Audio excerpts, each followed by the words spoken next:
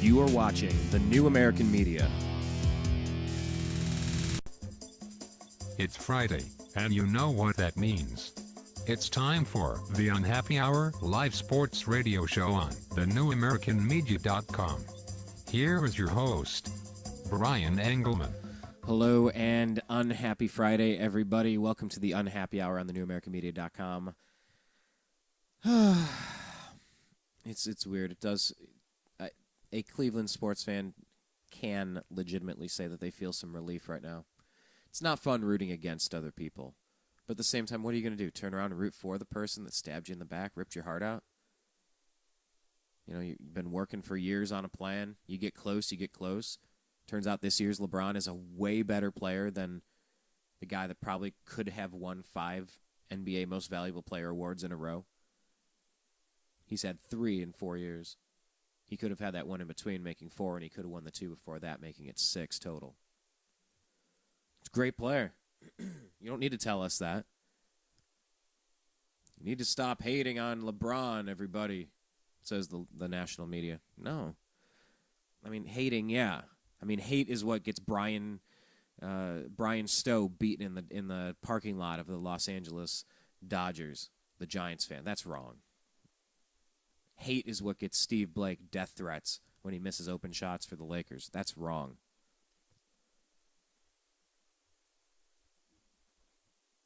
Frustrated, annoyed, sad, depressed. Welcome to the Unhappy Hour. We named this show because nobody in all of sports understands what it means to be a Cleveland fan more than the Browns, Indians, Cavs fans. Finally got done watching the interviews and soaking up all of that misery, turned on the NFL Network. What do we see? The Drive by John Elway, the 98-yard drive that knocked the Cleveland Browns out of the playoffs. That was great. On their way to the Super Bowl, knocked out. The fumble by Ernest Biner with the Browns when we once again lost to the Denver Broncos. And it was just like, thanks. We really needed that. Thanks. Thank you. Trying to move on and move past this. Thanks for bringing up all of the other misery. So the next program comes on. They show Red Right 88 from 1980. The Cleveland Browns just had to kick a field goal to move on in the playoffs and threw an interception. It's just misery after misery. And LeBron knew it. And LeBron said, I got a goal, and it's a big goal. And it's to bring a championship here to Cleveland, and I'm not going to stop until I get it. Yeah, that was untrue. He talked at length, understanding the history and unique misery in Cleveland. Didn't matter. But what does matter is that we have to move on. There's no way around it. We just got to move on. So we're going to move right now to NBA scout, lifelong Cleveland sports fan, now living on the West Coast, Zak Baris, to talk some NBA.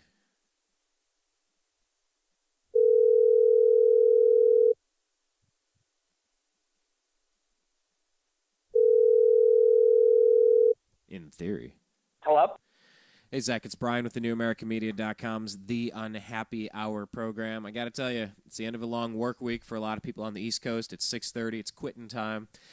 I'm sure there are people enjoying beverages right now and, you know, ponying up to the bar, bellying up to the bar, and giving their sob story about what it means to be a Cleveland sports fan. I know you and I are at different stages of the grieving process here. How do you feel the day after watching LeBron James win a championship for the Miami Heat? I'm going to try and give a brighter outlook on this situation.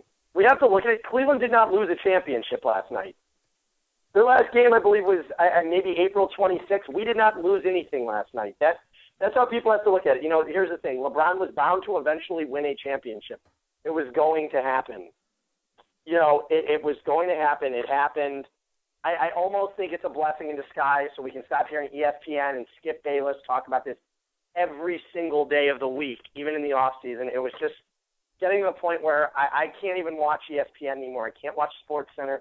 I can't watch any of the shows there, and nor will I even probably turn it on for the next 2 months.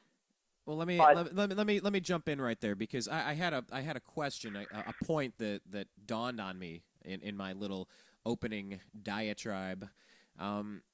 I couldn't tell you the favorite teams growing up for a lot of those players on ESPN, or a lot of the talking heads on ESPN, rather the hosts, the co-hosts, the anchors. I couldn't tell you their favorite teams because it's almost like they're not allowed to show bias because it's a national sports company. Just report the stuff, make it interesting and fun, but it's not about rooting for your team and rooting against other teams. I don't know. You say you can't watch ESPN. I don't know what it means to be a fan if this wouldn't upset you being from Cleveland, or if it wouldn't at least be sad or depressing. Cleveland, ESPN is just so biased. It's every day. The Cleveland Indians are in first place, but you would never know it by watching ESPN. They'd rather show a last place highlight over a first place Cleveland Indians Cincinnati Reds, a matchup between two first place teams, and it's just frustrating, And another thing that aggravates me is, we have to watch after Miami wins last night. Cleveland had nothing to do with that last night. Yet they're probably showing a Cleveland sports montage video last night of all of our losses. We did not lose last night. The ESPN needs to remember that the Cleveland did not lose anything last night. Well, you know LeBron what, Zach? won. That was it. When the Browns were taken over to Baltimore, I felt like I lost a championship when the Ravens won a couple years later. Is this different? That's different. Our team actually won. It's different. A player left our team in free agency and won with a different team. It's completely different. It's not like the Cavaliers still exist today. It's not like they're down in Miami playing. The Cavaliers still have a team. Okay, that is true. I give you that. I do get that there's a difference there.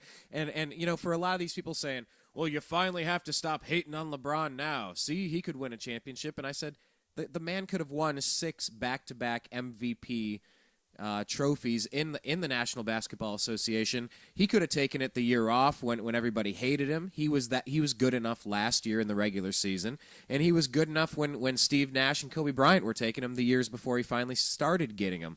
I never doubted that he had the skill. I just wish the Cavs could have had this year's LeBron James that could shoot the free throws, that would spend time in the paint and drive and put the pressure on the other team to foul him or put in those difficult shots instead of hoisting random three-pointers all game and blaming your teammates. I would have loved to have that version of LeBron on the Cavs. He actually got better in the past 2 years. He got significantly better because it's because he takes smarter shots. If yes. you look the entire series, right. I believe he went 44 for 72 while shooting in the paint in the series. He took such few outside shots, anything outside of the paint. He had the lane open every time. He was able to pull Ibaka off the ball, and basically, and that's what allowed Miami to take so many open threes, because Miami was so focused on LeBron driving to the hoop. It allowed Shane Battier, Mike Miller, Mario Chalmers to be open on the perimeter. And I believe Miami shot somewhere around 50% from three-point range in the finals. I mean, it was absurd. Oklahoma City didn't make adjustments. You have to give credit where credit is due, and LeBron had one of the greatest finals performances I have ever seen. it was amazing. He was fantastic every game. After game one, you're just like, oh, it's typical LeBron in the fourth quarter, again, not showing up. But game two, they almost collapsed. And then as soon as they won game three, it's just like, I don't know if Oklahoma City is going to be able to come back. And after game four, I said yesterday when people were asking me, they said, do you think Oklahoma City has a shot to come back? I said, with the way LeBron's playing right now, there's absolutely no way Oklahoma City is going to come out with a win tonight in Miami. It's just not going to happen. Miami's going to win this in 5. I would be shocked if they didn't, and they did. And that's the thing is Oklahoma City is only going to get better. Obviously, they weren't ready for the big stage yet. James Harden had an awful series, and it was just Oklahoma City showed their youth and inexperience in that playoff, that finals. But you have to give credit where credit's due. I mean, they were a great team. But I said all along, though, San Antonio was the only team that could have beaten Miami. I was always pretty sure of it. I tried to believe that Oklahoma City could beat them.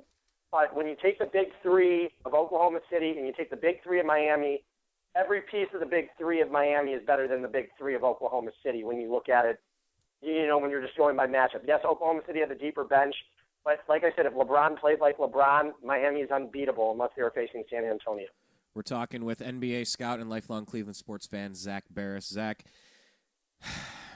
you said that this isn't a thing where the Cavs lost, where Cleveland lost, but Cleveland was for years in a row in contention for a championship and had to just hit rock bottom. For me, I was able to kind of release some of the frustration, some of the hurt, some of the anger. Now it's just sadness and and depression and loneliness and just more reality. I mean, I think that's what you're supposed to feel as a sports fan. And if you don't feel that, then you're not a fan. And if you're going to criticize someone that does, then you clearly don't understand what it means to be a fan. What does it mean to you to be a fan? Because you work in this field now. Has it become more work or less heart? It's become more of a business. Since I've been 18 years old as a freshman in college, when I started working with the basketball team at the University of Arizona, I realized all these guys were just regular guys. And, you know, before I used to collect autographs when I was younger, and as soon as I turned 18 years old and hit college, I remember it turned more into a business stage for me than it was.